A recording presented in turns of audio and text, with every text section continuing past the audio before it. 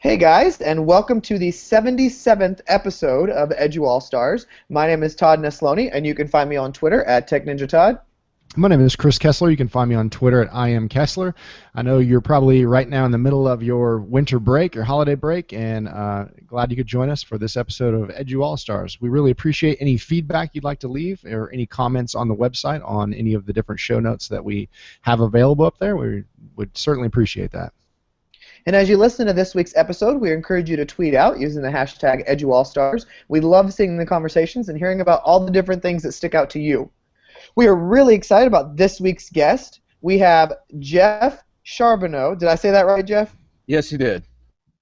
Who is the 2013 National Teacher of the Year and currently teaching chemistry, physics, and engineering at Zillah High School in Washington State. Jeff, thanks for coming on with us today. Boy, thank you so much. Pleasure to be here. The best part for me is it's actually still the afternoon, a little bit later for you guys, but I appreciate it. So, Jeff, the place we always like to start is to hear a little bit about your journey into education and how you became a teacher. So tell us about that. Sure thing. So I actually graduated from Zillah High School in 1996, the same school I'm teaching at now, and I said what everybody says, there's no way I am ever coming back here. We all say that coming out of high school, especially because we're a really small rural school. We're only about 400 students in the high school. The entire district's only about 1,300 students. So I graduated, said I'm not coming back. Went up to a place called Central Washington University and was actually majoring in pre-med. And I was about halfway through my sophomore year. I was signed up very selfishly with the Kittitas Valley Community Hospital to do some community service. I say selfishly because to get into med school, you got to have community service. And the dean of the university came to me and said, hey, this is great you're doing the work at the hospital, but we could also use you because there's a couple of boys that need some tutoring in biology, and they're with the alternative high school in town. And I was thinking about my med school application again and said, okay, I'll go do some more community service. And there is something strange that happens to you. When you sit down with a student, with a young person, and you explain something and they get it for the first time, and they see what's possible, that becomes really, really, really addicting as a person to watch that happen. So the next thing you know, I started worrying more about my next tutoring session with these students and skipping time at the hospital. And so finally I said, this is ridiculous. I love teaching more. I'm going to switch majors, and I've never looked back. That was about 15 years ago or so. I graduated college, was looking for a job. And of course, Zillah High School had an opening. So here I am in my 14th year teaching, all at Zillah High School. Wow. It's funny, out of the 75 episodes that we've done, I guess 77 now, we've had, I would say, at least 4 people that were pre-med and then went back into education. And it's interesting to kind of see that.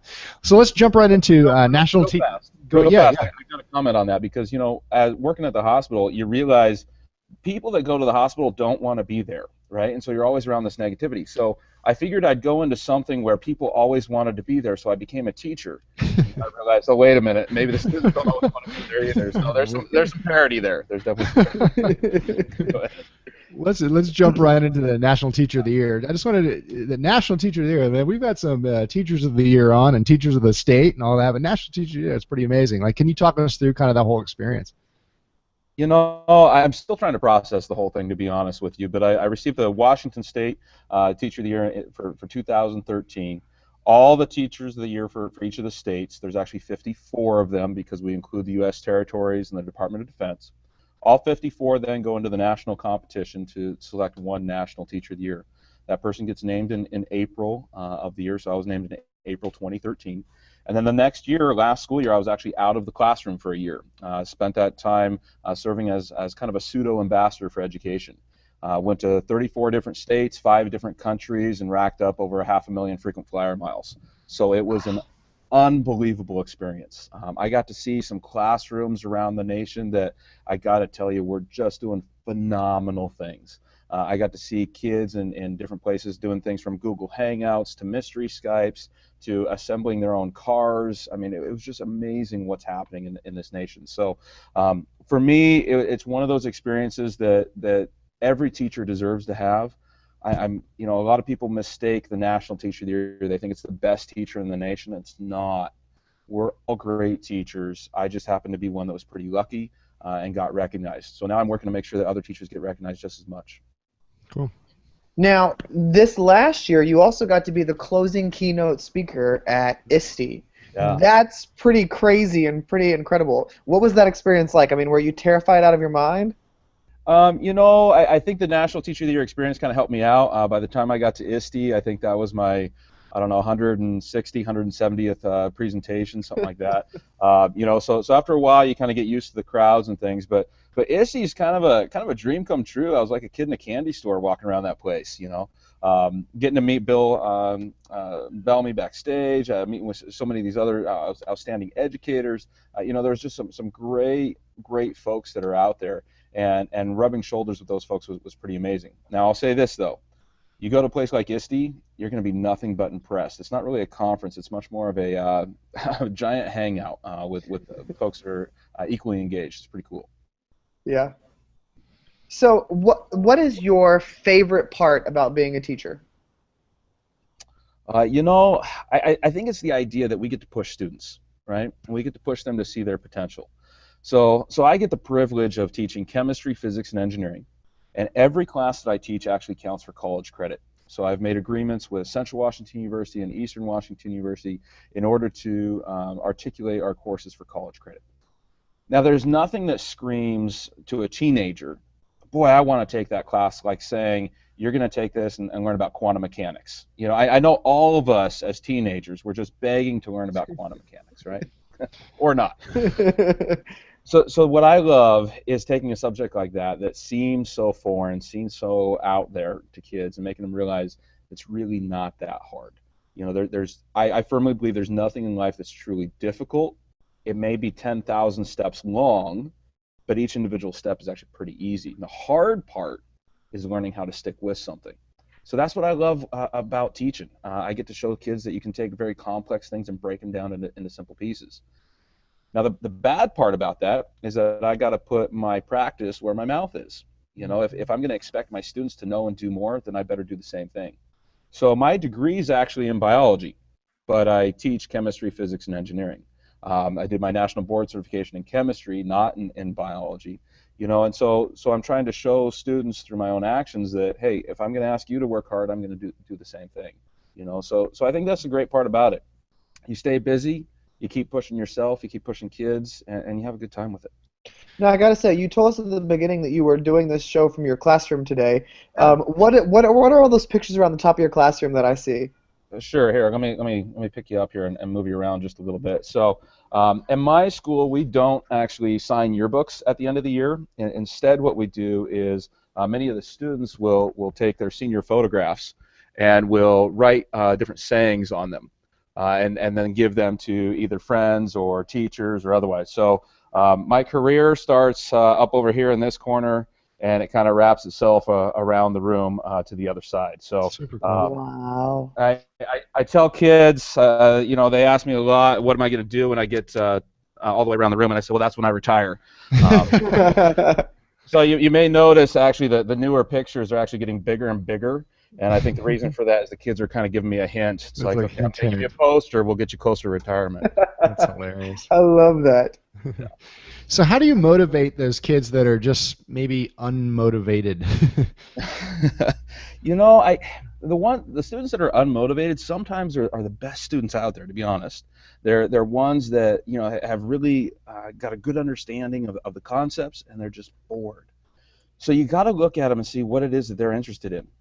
I've had a lot of students over the years that were interested in BMX racing or in video games or the rest. So that means I've got to do my research. I went out and bought an Xbox One so that I could figure out what the Halo Master Chief Collection was all about. I'm playing through Destiny right now just so I can communicate with my kids about it. Mm-hmm. So I've got to research my students just as much as I ask them to research my classes. And that takes time, and it is an investment. But if I can talk on their language, if I know what it means to have 150 frags in a game, which is kills in a video game, for those of you that aren't playing them, if I know what that language is, then I can reach them on a different level. I had a young lady who is really big into motocross racing, but she's a little bit shorter, and the pedals, the pegs on her bike were in the wrong place. Well, we're teaching engineering. I looked at her and I said, so why don't we just make you some new pegs? She goes, we can do that? I'm like, yeah, of course we can do that. We've got all the materials here. So it's about finding what they care about and linking it to that. And then people say, oh, well, that's great for some subjects, maybe engineering, that's easier. But what about the hard stuff? And I'm like, well, guys, I teach chemistry. Chemistry and the teenage brain isn't always on the same level there for what's relevant to my life. So let's start talking about things that are relevant. Let's break down some of these energy drinks. Let's break down what's actually in those and why it's not very healthy for you to consume those. Let's talk about something as simple as all these water bottles that are running around. Where does that water come from? How do we treat it? And if you start talking about it on that level, sometimes it helps. Now, don't get me wrong. I'm not successful with every single kid. I'm just not. And no one's going to be. I talk to a lot of beginning teachers, and I tell them, it's not my job to reach every single student. And at first, people really push back on that. And I say, it's not my job to reach every student. It's my job to make sure that every student gets reached. And there is a difference. There will be some students that come through that, because of personality differences, because of whatever's going on in their life, won't make a connection with me. And that's okay. I just have to make sure they make a connection with the teacher next door, or the teacher down the hall, or somebody else on campus. I have to make sure that I connect them to somebody. Next thing you know, you do that, those motivated kids, or those unmotivated kids, start making a comeback. Love that. So what's a book that you're reading right now, or one of your favorite books that you've read that you would recommend to someone else? We got to take it on two different levels. So we've got education books that I read through. Definitely was just reading through Rafe Esque's Teach With Your Hair on Fire, reading through that for the second time. There's a lot of other great teaching books out there. Still, my personal favorite, if I think back to my undergraduate times, it was reading through Parker Palmer's works, The Courage to Teach. That's always very inspirational to me. But I'm also a big-time nerd, and so what I really am fascinated by is quantum mechanics of the early 1900s. So I've read through a lot about maybe Schrodinger or some of the other scientists that are out there. The one that happens to be on my table right now was recommended to me by another teacher, is the story of Copenhagen, which is a city in Europe where many of these different scientists came together. So you got to answer that on two levels. I think it's important for teachers to always be reading about pedagogy and education philosophy and things like that. And then you also got to be reading about something about content, something that's going to keep you going in that realm too. Yeah, definitely. So Jeff, who inspires you? And I'm not going to let you say the students. Anyone else? Who inspires you professionally? Sure. A lot of folks. A lot of folks inspire me. I think probably the most influential person I've ever had in my career was the teacher I hated the most, to be totally honest with you. Louise Adams was my 7th and 8th grade language arts teacher, and she knows that I tell this story. I hated her, and hate is a really strong word that you shouldn't use, but I tell you what, this is about the instance where you'd use it. She called my dad every single Friday, and told him what I wasn't doing. Okay, and I wasn't doing stuff. I mean, it was my fault, but I saw it as she was getting me in trouble. And if only she would stop making the phone calls, everything would be okay. And if it wasn't for her tenacity, if it wasn't for her willing to be my teacher rather than my friend, I wouldn't be talking to you guys today. I just wouldn't. I wouldn't be anywhere in my career without that push that she gave me. And so I think sometimes we think as teachers, how are we going to make the students like me? How are we going to make sure that everybody around me is going well? We need to remember that our job is to be teachers, not necessarily friends. Can you be friendly while you're doing that? Absolutely, and I have a lot of fun with my students. But at the same time, you got to make sure that your role as teacher is always there. Right. So she's definitely an inspiration of mine. And then on top of that, I'm also a big baseball fan. I used to coach baseball here. Cal Ripken Jr. is an all-time favorite of mine. He broke Lou Gehrig's record of consecutive games played. And to me, what that means is that tenacity. Getting in, going into work every single day. Granted, if you're sick, you should stay home to not spread it, but getting in there and doing the work that needs to be done day after day after day after day. I think those are the messages that we need to be able to communicate to our students. I talk to a lot of employers now, and a lot of the employers are looking for the soft skills. Are you going to show up on time? Can I rely on you to be at work? Those types of things. And I think the world could use a few more Cal Ripken Juniors out there. So what do you do to recenter yourself when you've had a really rough day? Oh boy, one of the things I tell some folks is don't try to copy me because I don't say no to a whole lot of things. Here at Zilla, I teach chemistry, physics, and engineering. Actually, this year just until noon each day. At noon, my role switches, and I become the STEM coordinator for 2 counties of my state, for the entire South Central region. I do that until 5 p.m. But I'm also still the yearbook advisor. I'm the junior class advisor. I have a robotics program that I run. We have an outdoor summer and hiking program that I do as well. So I'm a really bad example of how not to, sign up for too many things and whatnot. So there's many, many, many times I'm a little stressed out, by the time I get home. Mhm. Fortunately enough, my son Andrew is in 2nd grade. My daughter Michaela is a preschooler, and they know exactly how to put me in my place as soon as I walk home. So spending that 25 minutes on the floor playing with dolls and tea parties, doing a lightsaber battle with my son, all those kinds of things brings you right back to reality. Cool. What is one of the biggest things that you find that could be like a challenge in education right now? Yeah, motivation's a big one. You know, as I went around the country and even went over to a couple of places overseas, teachers are looking for a place to get motivated. We're looking for a place to understand our importance in the grander scheme of maybe education reform movements or whatever you want to call it. And when I talk with a lot of lawmakers, I try to remind them that it's really, really important that we talk about education reform in terms of we're actually doing a lot better than we used to do. We just need to continue to get better. And that part gets lost in that translation. And I think the hard part about education right now is not shouldering the blame as a teacher. We're not saying that teachers are doing a bad job, in my opinion. I think teachers are doing a great job. We just need to continue pushing it forward. And so I think the hard part of education right now is finding that motivating factor. When I was a kid, I remember on TV commercials and even TV shows where the teacher was still pretty with it. The teacher understood what was going on. And now when I watch a lot of shows, the teacher is the bumbling buffoon. The kids know more than the teacher, and that's not a great message out there. So I think we need to do a little bit better job of lifting ourselves up a little. I think that would help out quite a bit. Some other big challenges: keeping up with tech. I'm a pretty techie guy. I really enjoy technology. I've got a 3D printer in my classroom. We do laser cutting. We do plasma cams. All this kind of stuff. I do a partial flip in my classroom where I'm videotaping lessons. All the stuff that you hear about. But that takes time, and it takes an awful lot of time and people wanting to spend their time that way. How are we going to frame professional development so that teachers can get their hands a little bit dirty with technology? How are we going to give them the time to test out all these different things? Whether or not you're going to use Edmodo, or you're going to use Google Classroom, or you're going to use a Microsoft SharePoint, to make these things happen. We have to restructure our professional development hours in order to give teachers that kind of time. That's a big challenge right now.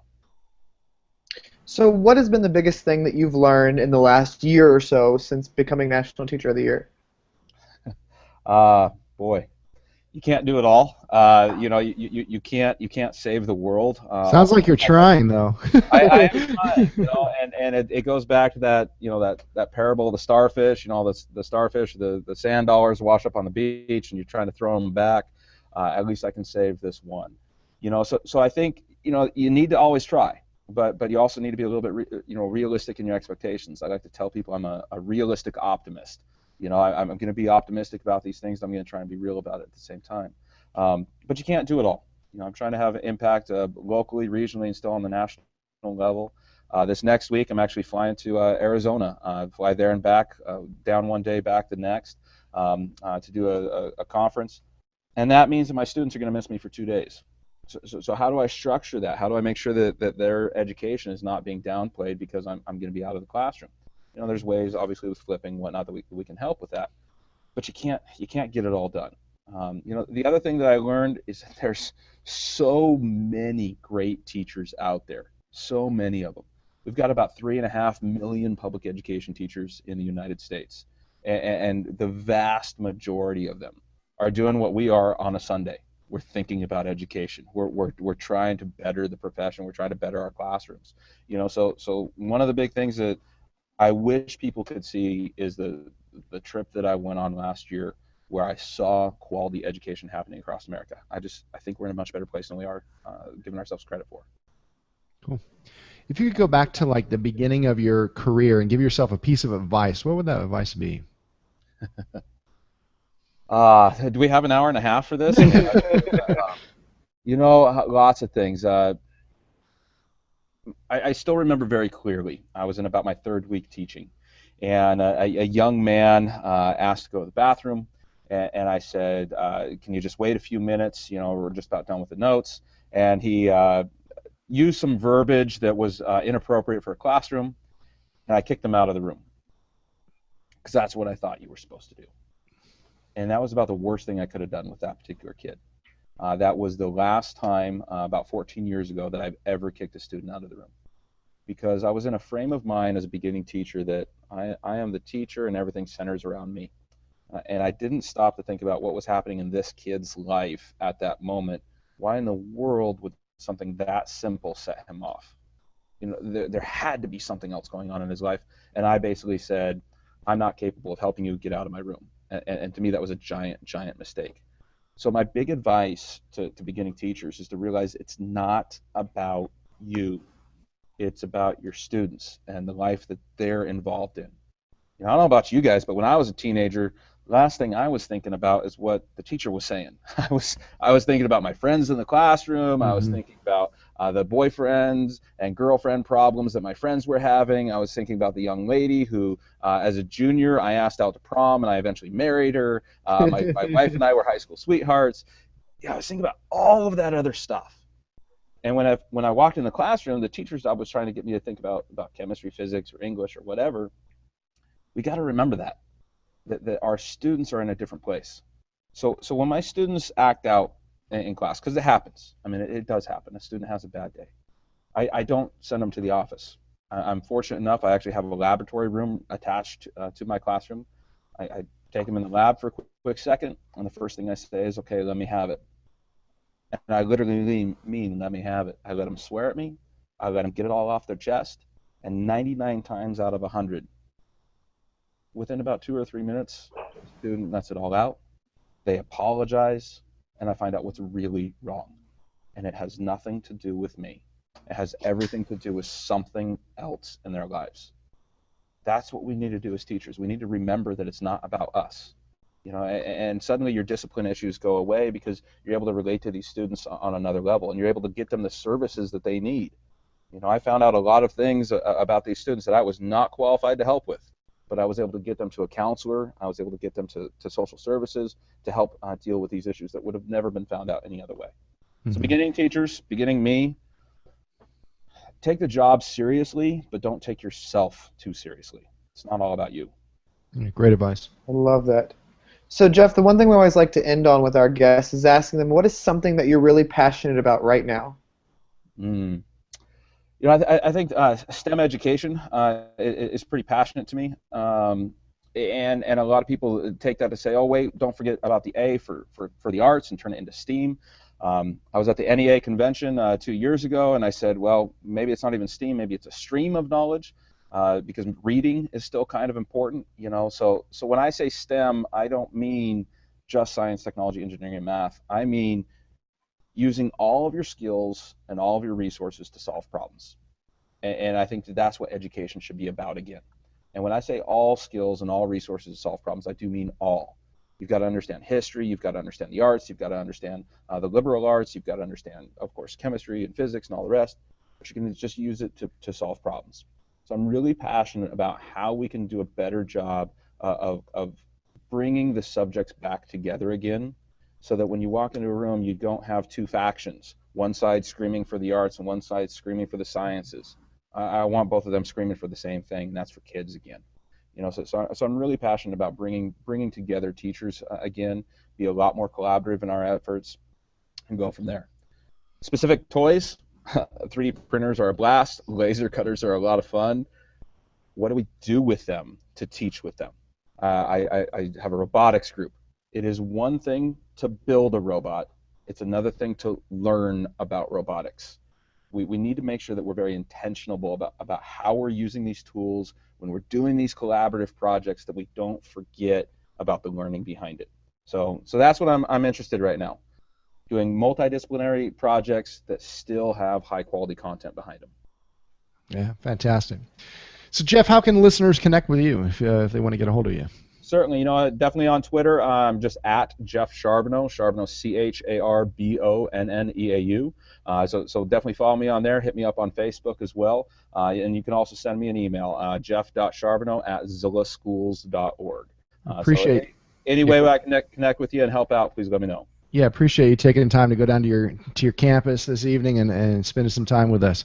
So ways you can connect with us on Twitter, you can find us at EduAllStars HQ. You can also reach our website at EduAllStars.com, where you've got the other 77 episodes we've done. In iTunes, you can also search out EduAllStars with no spaces and find all those episodes as well. And join us for our next episode as we interview Heatherly Chambers. So thanks, Jeff, again for coming on with us. We really appreciate it. It was great getting to hear from you. Thank you so much, guys. Have a Merry Christmas and Happy Holidays. You too. Thanks.